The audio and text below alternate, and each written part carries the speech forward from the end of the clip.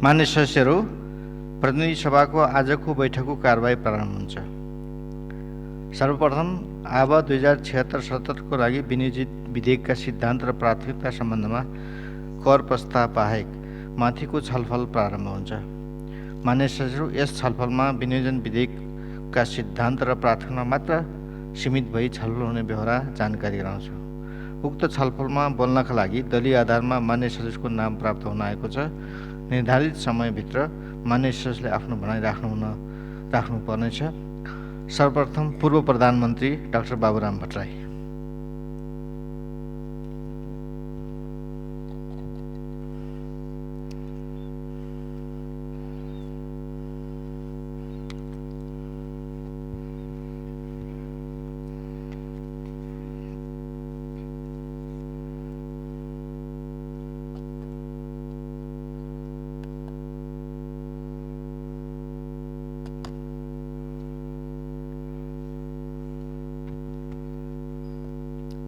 सम्मानीय सभामुख महोदय, आर्थिक वर्ष 76-77 को बजेट प्रस्तुत गर्नु अघि बजेटका सिद्धान्त र प्राथमिकता बारे माननीय अर्थमन्त्रीज्यूबाट प्रस्तुत दस्तावेजमा हामी सुझाव प्रस्तुत गर्दैछौँ। समय दिनुभएकोमा म हार्दिक आभार व्यक्त गर्न चाहन्छु। बजेट निर्माण गर्नु पूर्व जनप्रतिनिधिहरू र सम्भव भएसम्म विभिन्न सरकारवाला पक्षहरूको प्रत्यक्ष सहभागिता हुने र उहाँहरूका सुझाव सल्लाह आवश्यकतालाई मध्यनजर गर्दै बजेट निर्माण गर्ने प्रक्रिया हुनु अत्यन्त राम्रो कुरा हो। त्यसो भएको हुनाले हामीले नयाँ संविधान जारी भएपछि यो प्रक्रिया सुरुवात गरौँ भनेर प्रक्रिया त सुरुवात गऱ्यौँ। यो सकारात्मक छ, तर यसमा अलिकति प्रक्रिया नमिले जस्तो मलाई अनुभूति भयो। यो एउटा सुझावमूलक मात्रै हुन्छ, कुनै यो बाध्यकारी पनि हुँदैन सरकारको निम्ति पनि र कानुनी र अन्य हिसाबले पनि। त्यसैले योभन्दा अगाडि जो सरकारको नीति तथा कार्यक्रम प्रस्तुत भएर पारित पनि भइसक्यो, त्यसले समग्र बजेट लगायतका वर्षभरिका सरकारका गतिविधिलाई दिशानिर्देश गरिसकेको छ। त्यही आधारमा बजेट आउँदैछ भने त्योभन्दा अगाडि हामीले यो सुझाव दिन पाएको भए नीति कार्यक्रममा नीति समेटिने थियो र बजेटमा त्यसलाई मूर्त रूपमा आउने थियो। त्यसैले यो उल्टो भयो भन्ने मलाई लाग्दछ।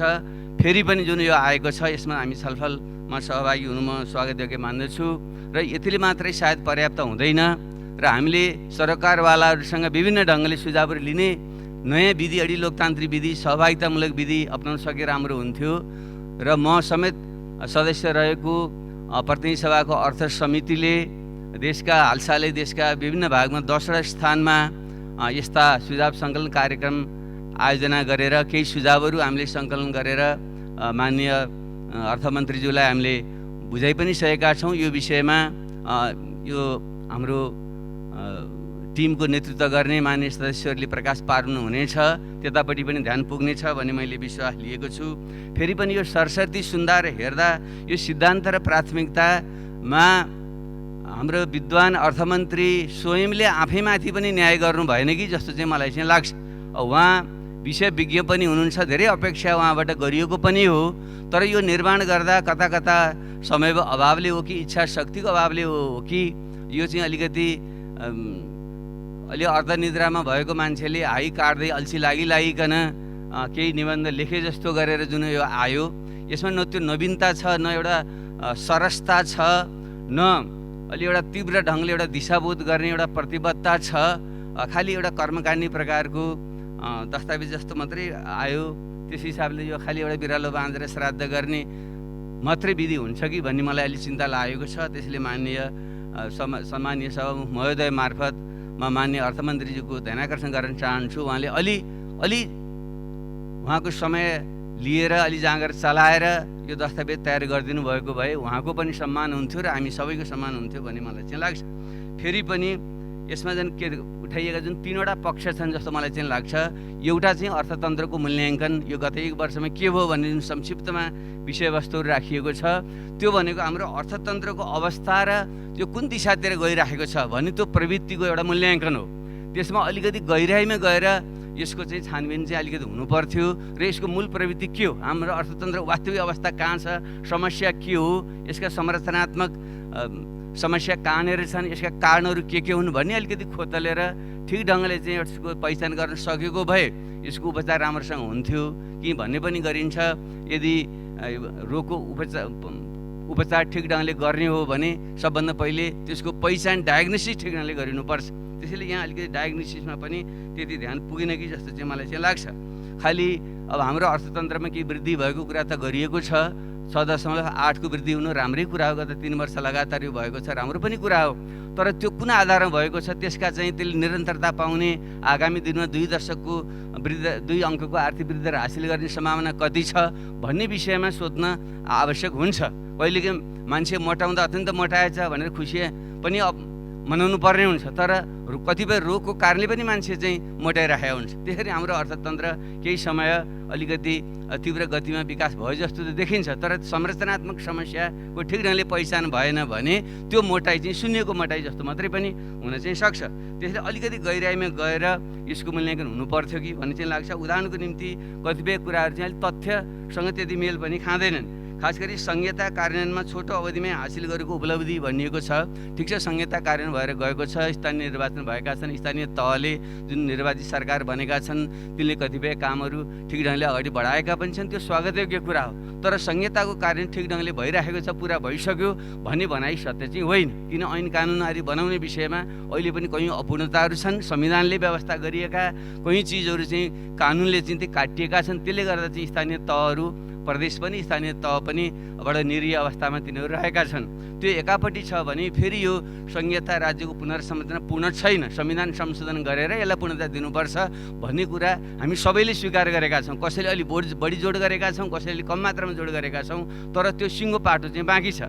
पहिले पारित भइसकेको नीति कार्यक्रममा पनि अब संविधान संशोधनको औचित्य आवश्यकता छैन, सबै सहभागी भइसके भने जस्तो चाहिँ अलिक दम्भपूर्ण ढङ्गले अभिव्यक्ति राखियो र यहाँ पनि त्यो पुरा भइसक्यो जुन भनिएको छ, पुरा हुँदैन। राजनीतिक प्रक्रिया लोकतन्त्र भनेको कहिले पनि पुरा हुँदैन, त्यसलाई समृद्ध पार्दै लाने हो। त्यसैले यो त्यसरी चाहिँ यसलाई चाहिँ अब संहिता पुरा भइसक्यो भन्ने अर्थमा त्यो सत्य होइन।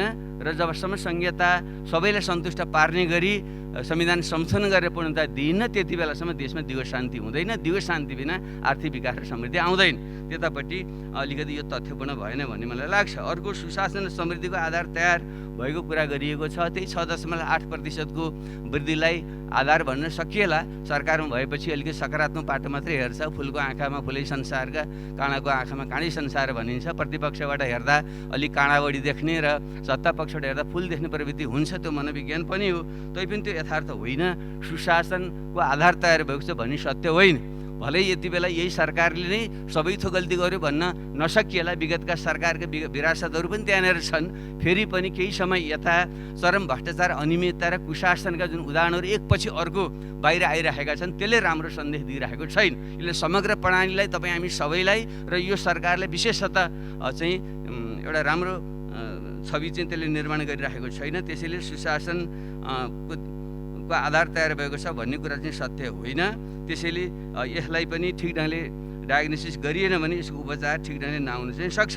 त्यसरी नै निर्यात क्षेत्र सुधारोन्मुख भनिएको छ, मलाई लाग्छ त्यो सत्य होइन। सरकारले नि केही समय पहिले प्रकाशित गरेको जुन तथ्याङ्क थियो त्यस अनुसार गत वर्षको यही समय अवधिको निर्यातभन्दा यो आयातभन्दा यो वर्षको चाहिँ आयात बढेर गएको छ। पछिल्लो सूचना मैले प्राप्त गरेको यदि गलत होइन भने 10 खर्बभन्दा बढीको चाहिँ व्यापार घाटा बढिसकेको छ। त्यसैले यो अहिलेसम्मकै सबभन्दा उच्च हो। त्यसैले चाहिँ यो निर्यात सुधार आएको छ भन्ने कुरा सत्य होइन। र यो हाम्रो राजस्वभन्दा बढी चाहिँ यो व्यापार घाटा हुनु, अब धन्नै हाम्रो कुल जिडिपीको 1/3 चाहिँ व्यापार घाटा हुनु अर्थतन्त्रको निम्ति कति स्वस्थकर हो यहाँहरूले चाहिँ बुझ्नुहुनेछ भन्ने मैले अपेक्षा गर्दछु।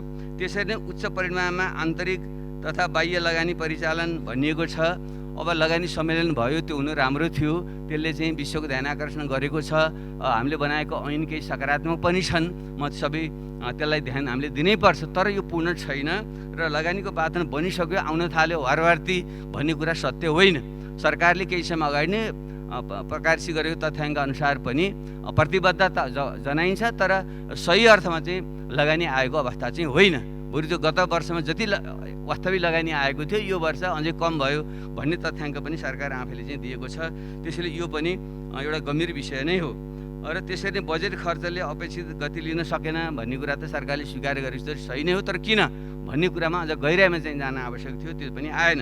त्यसले मैले समग्रमा जहाँसम्म यो डायग्नोसिस अर्थतन्त्रको समस्याको कुरा छ यसको संरचनात्मक कारण के हो भन्नेतिर जानु पर्यो। त्यसैले मैले धेरै व्याख्या नगरी के भन्न चाहन्छु भने हाम्रो परम्परागत निर्वाहमुखी कृषिमा आधारित, जसलाई हामीले चाहिँ एउटा मार्क्सवादी कोणबाट अर्धसामन्ती अर्थतन्त्र भनेका थियौँ, अहिले क्रमशः त्यो अर्धसामन्ती अर्थतन्त्र एउटा पुँजीवादी अर्थतन्त्रमा रूपान्तरित हुँदै गएको छ। विश्व पुँजीवादी अर्थतन्त्र एउटा अङ्ग बन्दै गएको छ। तर यो पुँजीवादी अर्थतन्त्र प्रगतिशील एउटा राष्ट्रिय औद्योगिक पुँजीवाद यो होइन।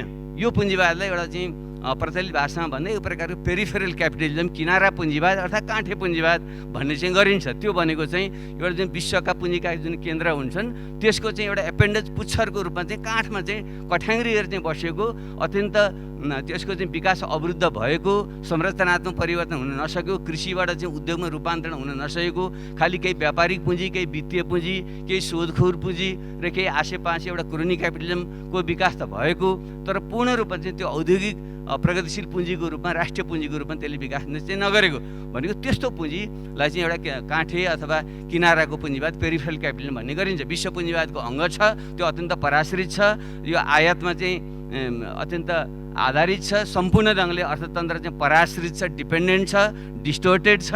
तर नाममा चाहिँ झट्टै हेर्दाखेरि चाहिँ त्यो पुँजीको चलखेल भएको कारणले रूपमा हेर्दा पुँजीवाद जस्तो देखिन्छ, तर सतैमा त्यो पुँजीवाद होइन। त्यसैले त्यो चाहिँ मोटाएको स्वस्थ खालको मोटापन होइन कि अस्वस्थ रोग लागेको मोटाएको जस्तो हाम्रो यो प्रकारको चाहिँ यो पुँजीवाद हो।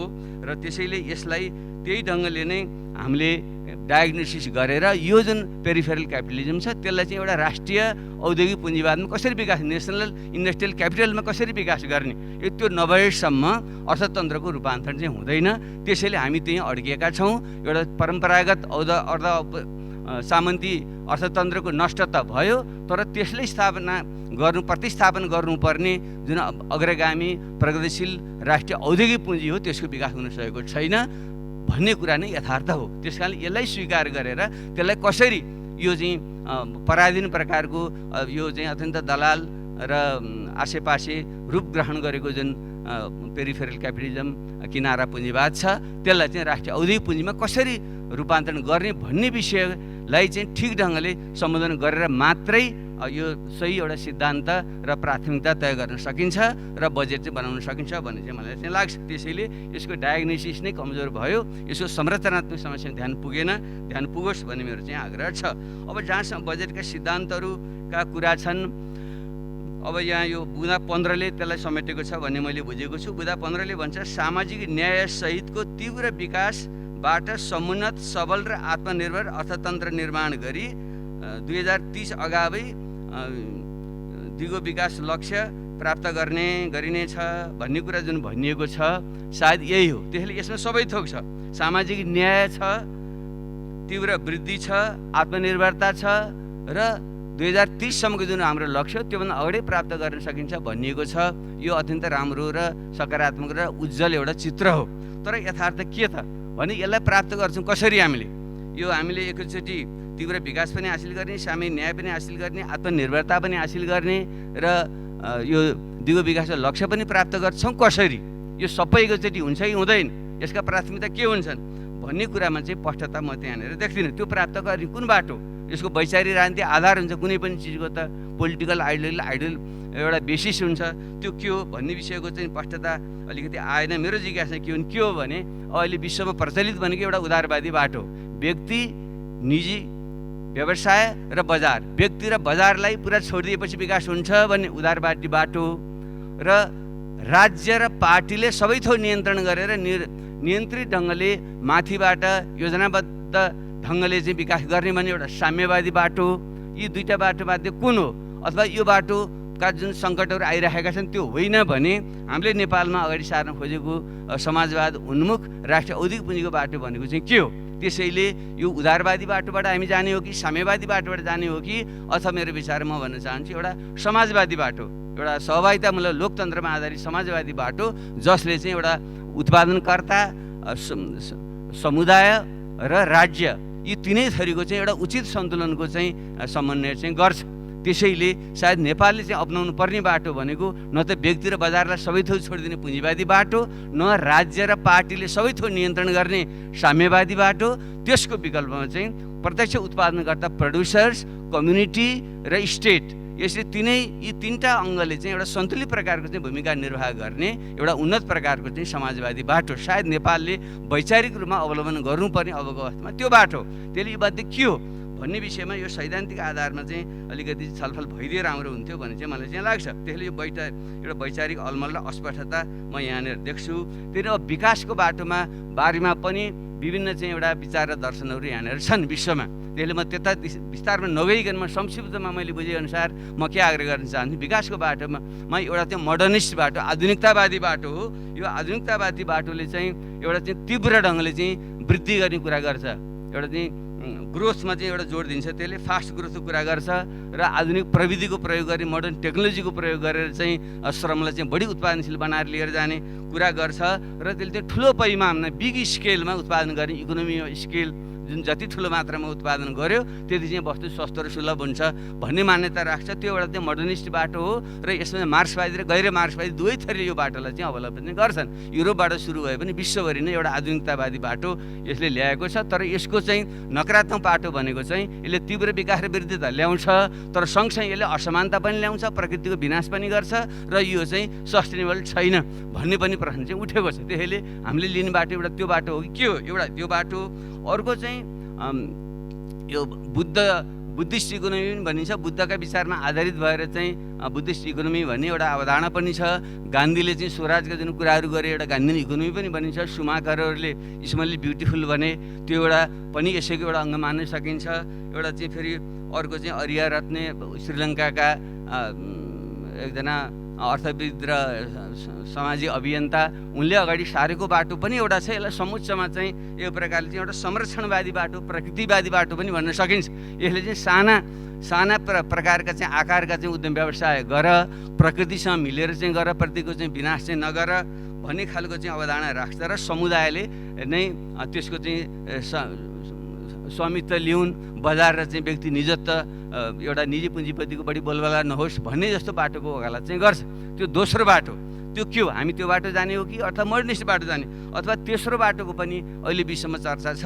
त्यो भनेको चाहिँ मूल रूपमा आधुनिकतावादी बाटो, जसले चाहिँ एउटा चाहिँ आधुनिक प्रविधिको प्रयोग गर्छ, ठुलो मात्रामा चाहिँ विकास गर्ने कुरा पनि गर्छ र सँगै दिगो यो तीव्र विकासको कुरा पनि गर्छ, तर सँगसँगै दिगो विकास र यो सामाजिक न्यायका कुराहरू पनि गर्छ। त्यसैले त्यसलाई चाहिँ एउटा क्रिटिकल मोडर्निस्ट बाटो, एउटा आलोचनात्मक आधुनिकतावादी बाटो भन्ने पनि अहिले चाहिँ प्रचलनमा छ। माओले केही मात्रामा अलिकति त्यो सांस्कृतिक क्रान्तिकालमा त्यो भन्न खोजेका थिए, पछि चाहिँ रिचार्ड पिट लगाएका चाहिँ मार्क्सवादी अर्थशास्त्रीहरूले यो विषयमा भन्छन् भने अर्का जोसेफ स्टिग्ली, जियोफ्री साक्स र अमर्त्य सेन लगायतकाले पनि यो विषयको चाहिँ बाटो विकासको चाहिँ मोडेलबाट चाहिँ उनीहरूले चाहिँ कुरा चाहिँ गर्छन्। तर हामीले खोजेको चाहिँ मोडेल चाहिँ कुन हो, मेरो विचारमा चाहिँ हामीले लिनुपर्ने बाटो भनेको यो तेस्रो बाटो जो हाम्रो नेपालकै विशेषतामा हामीले लिनुपर्छ।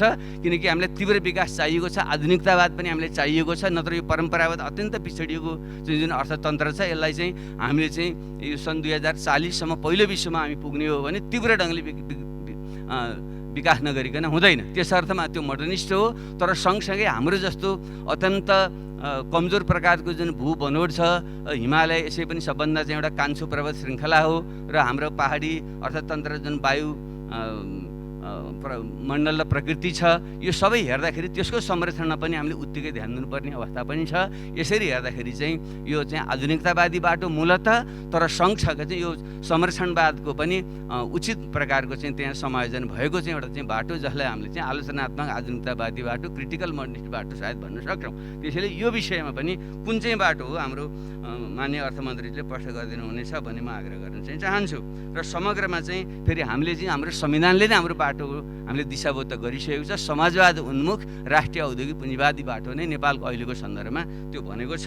तर त्यो कसरी हामीले प्राप्त गर्छौँ, यो वृद्धि, वितरण, दिगोपन, खुसीपन सहितको समुचितताको जुन एउटा बाटो हो त्यो चाहिँ हामीले कसरी चाहिँ प्राप्त गर्न सक्छौँ भन्ने विषयमा हामीले ध्यान दिनै पर्छ। किनकि भारत र चीन जस्ता दुईवटा फरक फरक प्रकृतिका प्रणाली अपनाएका एउटा साम्यवादी बाटो र अर्को चाहिँ उदारवादी बाटो अपनाएका दुईवटा जुन अर्थतन्त्र छन्, यी दुईवटाको बिचमा रहनेले हामीले कुन चाहिँ बाटोबाट जाँदा हाम्रो अर्थतन्त्र विकास गर्न सक्छ सक्छौँ भन्ने विषयमा चाहिँ पश्चात चाहिँ आइदिए चाहिँ राम्रो हुन्थ्यो भन्ने चाहिँ मलाई चाहिँ लाग्छ। त्यसरी हेर्दा यी सबै बाटोले भन्ने एउटा कुरा चाहिँ के भने क्रमिक ढङ्गले, अब यो संरक्षणवादी बाटोले त क्रमिक ढङ्गले जाउँ भन्छ, मेरो विचारमा त्यसरी अहिले सम्भव हुँदैन। हामीले एउटा तीव्र विकास, एउटा छलाङ र फड्को हान्ने खालकै बाटो हामीले जानुपर्छ। त्यस अर्थमा पनि यो मोडर्निस्ट बाटो, मूल रूपमा मोडर्निस्ट बाटो भन्ने कुरा नै सही हो। त्यसैले यो विषयमा छलफल होस् भन्ने म आग्रह गर्न चाहन्छु। अब प्राथमिकताका कुराहरूमा पनि यहाँ आएका छन् त सबै छन्, तर यति धेरै कुराहरू उयो पुरानै कुरा दोहोरिएका छन्। त्यहाँ स्पष्टता चाहिँ हाम्रो प्राथमिकता केमा हो भन्ने म बुझ्दिनँ। प्राथमिकता भनेको आर्थिक विकास भनेको चाहिँ जहिले पनि बहुआयामिक हुन्छ, त्यहाँ एउटै मात्रै डाइमेन्सन भन्ने हुँदैन, मल्टी डाइमेन्सनल हुन्छ विकास भनेको।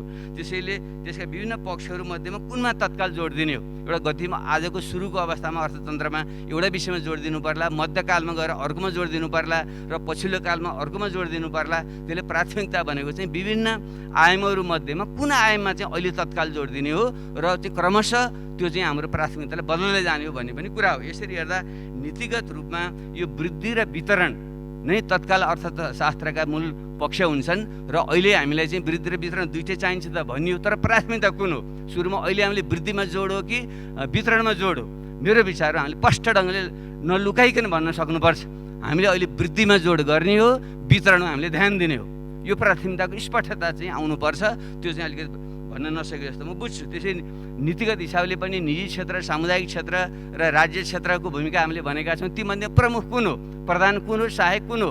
त्यसैले यसलाई मेरो विचारमा किटरै भन्नुपर्छ। अहिलेको चरणमा निजी प्रधान हो र सामुदायिक र राज्य चाहिँ सहायक हो। त्यसैले निजीमा जोड दिने, सामुदायिक र चाहिँ राज्यमा चाहिँ ध्यान दिने भन्ने कुरालाई हामीले किटानसाथ हामीले भन्नु चाहिँ सक्नुपर्छ।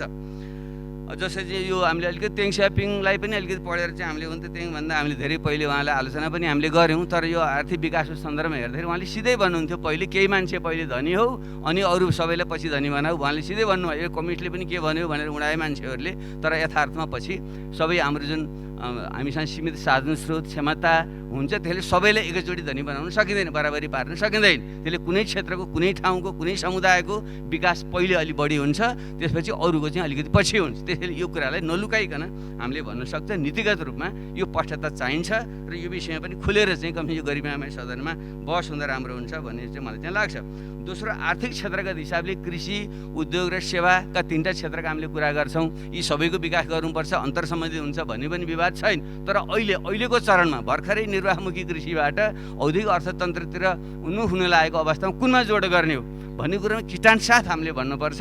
र कतिपय व्यक्तिहरूले पर्यटन सेवा, यो आइटी आदिमा जोड गर्ने भन्नुहुन्छ। जोड त गर्ने हो, तर अहिले हाम्रो जस्तो कृषि प्रधान अर्थतन्त्र र यति ठुलो आकारको जुन अर्थतन्त्र यसलाई पनि ख्याल गर्नुपर्छ। सिङ्गापुर जस्ता हङकङ जस्ता देशले त सेवा क्षेत्रमा, आइटीमा जोड दिएर, पर्यटनमा जोड दिएर पनि विकास गरेका छन्। तर नेपाल भनेको चाहिँ 48औँ जनसङ्ख्याको हिसाबले 48औँ ठुलो देश हो र भूगोलको हिसाबले चाहिँ यो 98औँ सबभन्दा ठुलो देश हो। त्यही यति ठुलो आकारको देशमा एउटा चाहिँ सेवा क्षेत्रमा मात्रै जोडिएर संसारमा कुनै पनि देशले विकास गरेका छैन।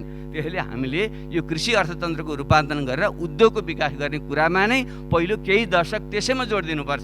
त्यसैले कृषिको चाहिँ औद्योगिकरण, कृषि र गैर कृषि क्षेत्रको चाहिँ औद्योगिकरण मा नै हाम्रो पहिलो जोड हो र अरू कुरामा हामीले ध्यान दिने हो। त्यसैले यो क्षेत्रगत हिसाबको विषयमा पनि स्पष्टतासहित चाहिँ आउनुपर्छ। अब यहाँ चाहिँ छन त छ, तर चाहिँ त्यो स्पष्ट हुने ढङ्गले चाहिँ आएन हो। त्यसो गर्नको निम्ति हामीले सुरुको चरणमा पूर्वाधार, भौतिक पूर्वाधार र सामाजिक पूर्वाधार, बाटो, पानी, बिजुली लगायतका भौतिक पूर्वाधार र शिक्षा, स्वास्थ्य, वित्तीय क्षेत्र लगायतका चाहिँ सामाजिक पूर्वाधार, यो कुरामा नै हामीले जोड दिने हो। त्यसपछि मात्रै चाहिँ अर्थतन्त्रले चाहिँ एउटा फड्को हान्न सक्छ। यो विषयमा चाहिँ स्पष्ट ढङ्गले छन चाहिँ छ, खालि मैले यो जोड कोण अलिकति पुगेन र प्रष्टता आएन भन्ने अर्थ मात्रै मैले यो कुरा भनिराखेको छु। त्यसरी क्षेत्रगत हिसाबले पनि हामी हिमाल, पहाड, तराईका अलग अलग विविधताहरू छन् हाम्रा भने, त्यहाँ जनसङ्ख्याको बनोट, साधन सोच्ने फरक प्रकृतिको छ भने हामीले कहाँ जोड दिने, कहाँ ध्यान दिने हो?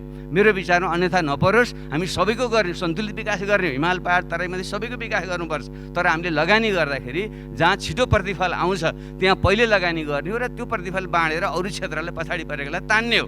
त्यसैले जहाँ प्रतिफल कम आउँछ त्यहाँ तपाईँले बढी साधन स्रोत खर्च गर्नुभयो भने त्यो अर्थतन्त्र चाहिँ बढी चाहिँ प्रभावकारी चाहिँ हुँदैन। त्यसो भएको हुनाले मेरो विचारमा अहिले हामीले तराई मधेसमा नै पहिलो प्राथमिकता दिने हो, किनकि त्यहाँ जुन खालको चाहिँ जमिन छ, उर्वरा भूमि छ, राम्रो खालको सिँचाइ गर्न सकियो भने चाहिँ त्यहाँ वैदेशिक व्यापार गर्ने सुविधा पनि छ, उद्योग धन्दा लगानी गर्ने वातावरण पनि छ, त्यो जनशक्ति पनि छ। सबै हिसाबले हामीले चाहिँ पहिलो छोडमा हामीले चाहिँ तराई मधेसको विकासमा बढी जोड दिने हो र पहाड र हिमालकोमा ध्यान दिने हो। त्यसले यसमा पनि हामी कुनै पनि प्रकारको दुविधा चाहिँ हामीले चाहिँ राख्नु चाहिँ हुँदैन। त्यसरी गाउँ र सहर मध्येमा कुनमा पहिलो कुन दोस्रो भन्ने विषयमा पनि अहिले हामीले नाम मात्रकै भए पनि 400 भन्दा बढी जुन सहर घोषणा गरेका छौँ, सुरुको चरणमा हामीले सहरमा जोड दिने हो, गाउँलाई ध्यान दिने हो।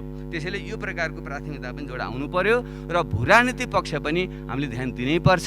भारत र अमेरिकाको जुन एउटा खालको एक्सिस अर्थतन्त्रको हिसाबले पनि एउटा खुला बजार र पुँजीवादी अर्थतन्त्र र चाहिँ चीनको जुन राज्य उनीहरूको बजार अर्थतन्त्र, चीनको चाहिँ एउटा राज्य पुँजीवादको जुन अवस्था छ, यी दुईटाको चाहिँ लगानी ल्याउने विषयमा पनि नेपालमा प्रतिस्पर्धा हुनेवाला छ र हाम्रो अर्थनीतिले यी हामी सबैबाट लगानी त ल्याउनु चाहिँ पर्छ, फेरि पनि व्यावहारिक ढङ्गले हामीले कुनमा जोड दिने हो, कुनमा ध्यान दिने हो भन्ने कुरा पनि स्पष्ट हुनुपर्छ। बडो संवेदन छ यो चाहिँ भूराजनीतिको विषय र परराष्ट्रको विषयमा। अब हामीले कुनै पनि एउटा पार्टिजन एटिट्युड अपनाउनु चाहिँ हुँदैन। फेरि पनि देशको हितमा, अर्थतन्त्रको हितमा कुन चाहिँ सम्भावना बढी हो भन्ने विषयमा पनि हामीले ध्यान दिनै पर्छ। त्यसैले हेर्दाखेरि चाहिँ हाम्रो अर्थतन्त्र अहिले जुन ढङ्गले एउटा चाहिँ भारतीय र बाह्य अर्थतन्त्रसँग बढी जोडिएको छ, पराधीन भएको छ, बढी व्यापार घाटा त्यसैसँग छ। त्यसैले त्यसैको व्यापार घाटा घटाउने, त्यसको चाहिँ बढी लगानी ल्याउने, वस्तु चाहिँ बढी चाहिँ हामीले विनिमय चाहिँ हाम्रो पक्षमा पार्ने ढङ्गले नै पहिलो चरण हामी जानुपर्छ। त्यसको निम्ति चीनसँगको सम्बन्ध विस्तार गर्ने र त्यसले सन्तुलन ल्याउने कुरालाई ध्यान दिनुपर्छ। अहिले तत्काल चाहिँ हामीले सुधार गर्नुपर्ने भनेको चाहिँ भारतसँगको जुन हाम्रो चाहिँ पराश्रित अर्थतन्त्र छ, त्यसैलाई नै नेपालको पक्षमा कसरी पार्न सकिन्छ भन्ने कुरामै चाहिँ हामीले जोड दिनुपर्छ। यो विषयमा पनि हामीले खुलेर चाहिँ बहस गर्नुपर्छ भन्ने चाहिँ म ठान्दछु। अब यसको सँगसँगै यो पुँजी परिचालनको विषयमा पनि भित्र र बाहिर पुँजीको जो कुरा छ, यो विषयमा चाहिँ हामीले पुँजीको राम्रो परिचालन नगरिकन विकास हामीले गर्न सक्दैनौँ। सामान्य अर्थभन्दा त हामीले बाह्य पुँजी ठुलो मात्रामा अरबौँ खरबौँको आए राम्रो हुन्थ्यो त भन्छौँ, तर आउँदैन। संसारको जहाँसुकै पनि इतिहास हेर्नुभयो भने भारत, चीन लगायतका पछिल्लो चरणमा विकास गरेका देशको हेर्नुभयो भने सुरुको चरणमा हामीले आन्तरिक पुँजी परिचालन, हाम्रो आफ्नो चाहिँ बचतको चाहिँ वृद्धि गर्ने, अनावश्यक फजुल खर्च चाहिँ हामीले घटाउने, भ्रष्टाचार रोक्ने र आन्तरिक पुँजी परिचालन गर्ने र खास गरी जुन विदेशीबाट आएको रेमिटेन्सको जुन हाम्रो रकम छ, विदेशमा गएका नेपालीले कमाएर पठाउने जुन एउटा पैसा छ, एनआरएनको जुन एउटा रकम छ, त्यसलाई ल्याउने कुरामा नै हाम्रो पहिलो जोड केही समय, केही वर्ष हाम्रो त्यसैमा हुनुपर्छ। आन्तरिक पुँजी बचत र परिचालनमा पहिलो जोड र बाह्य पुँजीमा चाहिँ ध्यान दिने कुरा नै हाम्रो चाहिँ हुनुपर्छ। अनि अर्को चरणमा गएर बल्ल चाहिँ बाह्य पुँजी आउन थाल्छ। त्यसले यो विषयको स्पष्टता पनि यहाँ चाहिँ हुनुपर्छ भन्ने म ठान्दछु। र म अब अन्त्यमा चाहिँ केही संरचनात्मक परिवर्तन र सुधारका कुराका सङ्केत त छन्, तर चाहिँ अझ बोल्ने जोडसँग आएन भन्ने मलाई लाग्छ। त्यसमा मेरो चाहिँ सुझाव के छ भने, एउटा यदि हामीले साँच्चै नै फड्को हान्ने हो यो परम्परागत अर्थतन्त्रलाई, एउटा चाहिँ टेकअफ हामीले लगाउने हो, टेकअफ भन्नुहोस् अथवा ग्रेट लिप फरवर्ड भन्नुहोस् अथवा बिग पुस भन्नुहोस्, आफ्नो चाहिँ आइडियोलोजिकल पर्सुएसन अनुसार के आपत्ति भएन, त्यसो लगाउने हो भने, अर्थतन्त्रको एउटा उदाहरण भर्ने हो भने हामीले पहिले त यो हाम्रो जुन सम्पत्ति सम्बन्ध छ, जमिनमा आश्रित जुन एउटा सम्पत्तिको ढाँचा छ, पानी जङ्गल लगायतका आकाश खनिज, यी हाम्रा सम्पत्तिलाई चाहिँ को सम्बन्धलाई हामीले सुधार्न सकेनौँ भने हामीले खोजे जस्तो चाहिँ एउटा तीव्र आर्थिक विकास र एउटा टेकअफ चाहिँ उडान चाहिँ अर्थतन्त्रले भर्दैन। अहिले जतिसुकै पनि ठुला हामीले प्रोजेक्ट लगाउन खोज्छौँ, त्यो जमिनकै समस्या, त्यसको चाहिँ अधिग्रहण गर्ने समस्या हामीले अल्झाइराखेका हुन्छ र कुनै पनि पूर्वाधार बनाउनु पऱ्यो भने त्यसैले अल्झाउँछ। त्यसैले हुनाले चाहिँ यो जङ्गलका कुरा भए, पानीका कुरा भए, यी सबै विषयमा चाहिँ एउटा चाहिँ राज्यको सामूहिक स्वामित्व नै राज्यको हुनुपर्छ र व्यक्तिले भोगाधिकार नै पाउनुपर्छ। यसलाई कानुनमा राम्रो सुधार नगरिकन हामीले चाहिँ यो चाहिँ हुँदैन। त्यसको सँगसँगै हामीले चाहिँ यो हाम्रो जुन एउटा संस्कार छ, खालि जमिनमाथि नै हामी ओटेर बस्ने र जमिनमाथि नै लगानी गर्ने र छिटो मुनाफा कमाउने यो प्रवृत्तिलाई पनि हामीले सुधार गर्नै पर्छ। त्यसैले यो सम्पत्ति सम्बन्धमा चाहिँ एउटा चाहिँ आमूल परिवर्तन ल्याउने गरी एउटा कानुनी सुधार गर्ने आँट हामीले गर्नै पर्छ। सङ्केतहरू छन्, तर त्यो चाहिँ अझै जोड पुगेन भन्ने चाहिँ मेरो चाहिँ आग्रह छ। र दोस्रो कुरा चाहिँ वित्तीय क्षेत्रको सुधार नगरेसम्म चाहिँ हामीले चाहिँ औद्योगिक अर्थतन्त्र निर्माण गर्न सक्दैनौँ। देश चाहिँ गरिब छ, तर चाहिँ हाम्रो ब्याङ्कहरू चाहिँ धनी छन्। यो किन भइरहेछ? त्यसले अब माननीय अर्थमन्त्री यसका चाहिँ विज्ञ हुनुहुन्छ, राष्ट्र ब्याङ्कको गभर्नर पनि भइसक्नु भएको छ, यसका चाहिँ भित्री आन्तरिक कुरा उहाँलाई थाहा छ। त्यसले हामीले आँट गरेर बैंकिङ क्षेत्रको चाहिँ त्यो सुधार गर्नैपर्छ। अहिलेको युगमा चाहिँ 12, 15, 18, 20% ब्याज लाएर कुनै बन्द व्यवसाय फस्टाउनै सक्दैन। यो चाहिँ जुन क्यापिटलको जुन रिटर्न हो त्योभन्दा बढी चाहिँ तपाईँले ब्याज पाउने भइसकेपछि कहिले उद्योग धन्दामा लगानी गर्छ? बैंकमै ब्याजमा राख्छ मान्छेले।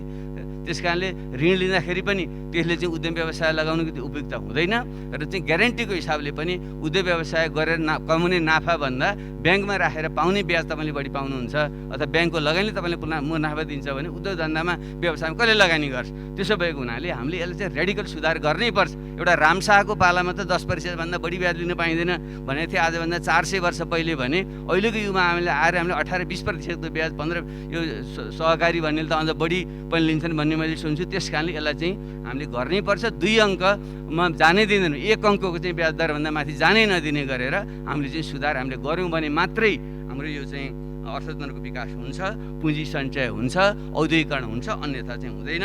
यसमा पनि ध्यान चाहिँ पुगोस् र प्रशासनिक सुधारको कुरा पनि पुगेको छैन। यही परम्परागत ब्युरोक्रेसीबाट यो चाहिँ अत्यन्त सोपान क्रममा आधारित चाहिँ फाइल सदर र बदर गर्ने जुन हाम्रो प्रणाली छ यसबाट चाहिँ हाम्रो पटक्कै विकास चाहिँ आउँदैन। त्यसो भएको हुनाले यसलाई चाहिँ यो चाहिँ सोपान क्रममा आधारित चाहिँ ब्युरोक्रेसी होइन, यो एउटा कार्यगत इकाइ एक्सनल युनिटको रूपमा चाहिँ एउटा परिणाममुखी ब्युरोक्रेसीको चाहिँ सुधार आमूल रूपले हामीले गर्नुपर्छ। यसको सङ्केत चाहिँ देखिएन, त्यतापट्टि ध्यान पुगोस् र कानुनी क्षेत्रका सुधारहरू गरिनुपर्छ। म बधाई दिन चाहन्छु, धन्यवाद दिन चाहन्छु। कम्पनीको सार्वजनिक खरिद ऐन यसले नै ठुलो एउटा अवरोध गरेको छ भन्ने सबैतिर आएको सन्दर्भमा यसलाई सुधार गरिनेछ भनिएको छ। यो चाहिँ कुरा ठिक छ, तर कुन आधार हो भन्ने चाहिँ हुनु पर्यो। अहिले चाहिँ अत्यन्त सबभन्दा न्यून कोटेसन राख्नेलाई चाहिँ दिने भन्ने कुरा र मोबिलाइजेसन फीका कुरा, त्यसका दुरुपयोगका कुरा र भेरिएसन एमाउन्टका कुरा जुन कुराहरू छन् त्यसलाई चाहिँ राम्रोसँग चाहिँ सुधार गर्ने ढङ्गले यो चाहिँ कानुनी सुधार चाहिँ हामीले गरिनुपर्छ। त्यसको सँगसँगै यो जुन जमिनको चाहिँ एउटा किनबेचबाट नाफा कमाएर चाहिँ एउटा खाने स्पेकुलेटिभ जुन क्यापिटल छ, यो प्रकारको चाहिँ जग्गाको दलाली गर्ने सबभन्दा ठुलो एउटा धन्दा छ। यसलाई रोक्ने हो भने त्यो जग्गा बेचबिखनमा चाहिँ यति बढी चाहिँ ट्याक्स लगाउनु पऱ्यो, त्यो क्यापिटल गेन ट्याक्स त्यसमा चाहिँ लगाएर त्यसलाई निरुत्साहित गर्नैपर्छ। त्यसो नगरेसम्म कसैले पनि अन्य क्षेत्रमा गर्दैन। जग्गा सहरी क्षेत्र अहिले त गाउँ गाउँमा बाजुरा जस्तो ठाउँमा 4वटा नगरपालिका घोषणा गरिएको छ भने चाहिँ जग्गाको मूल्याङ्कन चाहिँ बढी हुने भएपछि जग्गामा लगानी गर्ने अनि त्यसैको चाहिँ दलाली गरेर नाफा कमाउने प्रवृत्ति बढेर जान्छ। यसलाई निरुत्साहित गर्न कानुनमा चाहिँ सुधार ल्याउनै पर्छ। त्यसरी नै यो पैतृक सम्पत्तिमाथिको चाहिँ ट्याक्स पनि हामीले लगाएर चाहिँ यसलाई निरुत्साहित गर्नै पर्छ। कमाउने त आफ्नो निम्ति हो, सर सन्तानको निम्ति कमाउन थाल्यो भने त्यसले चाहिँ देशको चाहिँ विकास चाहिँ गर्दैन। त्यसै भएको हुनाले जुन इनहेरिटेन्स ट्याक्स हो, पैतृक सम्पत्ति हस्तान्तरण गर्दा लाग्ने ट्याक्स हो, यसलाई चाहिँ व्यापक मात्रामा चाहिँ हामीले चाहिँ लगाएर कसैले पनि आफ्नो निम्ति कमाउ सम्पत्ति ठिक छ त्यो दिनुपर्छ, तर सन्तान दर सन्तानको निम्ति सम्पत्ति कमाउने होइन र छोरा नातिहरूले पनि खालि बाबुहरू बाजेकै सम्पत्तिमा लुसाचुनी गर्ने प्रवृत्ति अन्त्य गर्नलाई यसलाई चाहिँ एउटा चाहिँ क्रान्तिकारी चाहिँ एउटा सुधार यहाँनिर गर्नैपर्छ। कानुनी सुधार आओस् भन्ने चाहिँ मलाई लाग्छ। र अन्तिम कुरा चाहिँ यो मानसिकता हाम्रो सांस्कृतिक आचरणलाई हामीले बदल्यौँ भने पनि हामीले हुँदैन। म विनम्रतापूर्वक सम्माननीय सभामुख महोदयमाथि आग्रह गर्न चाहन्छु, तपाईँ हामीले पनि हाम्रो आचरण चाहिँ सुधार्नु पर्यो। अनावश्यक ढङ्गका फजुल खर्च गर्छौँ, बिहा भोज भतेरमा चाहिँ अनावश्यक ढङ्गले हामीले चाहिँ खर्च उडाउँछौँ, बचत गर्ने बानी हाम्रो छैन, हामी कङ्गाल छौँ। तर अरूले देखाउनुको निम्ति चाहिँ जुन तडकबाट हामीले गर्छौँ यसलाई रोकेनौँ भने कसरी बचत हुन्छ?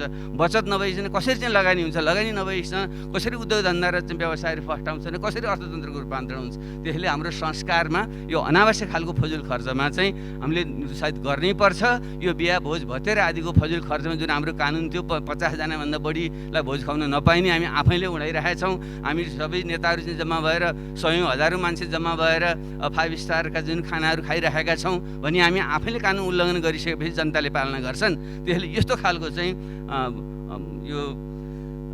यो दुरुपयोग चाहिँ संसारमा कहीँ पनि हुँदैन। त्यसले यो फजुल खर्च गर्नेतिर पनि हाम्रो चाहिँ ध्यान दिनु पर्यो र सँगसँगै र यसमा चाहिँ यो हाम्रो चाहिँ भ्रष्टाचार नियन्त्रण निकायहरूलाई चाहिँ बलियो पार्नु पर्यो। यो अहिलेको भ्रष्टाचार नियन्त्रण निकायबाट यो हुँदैन।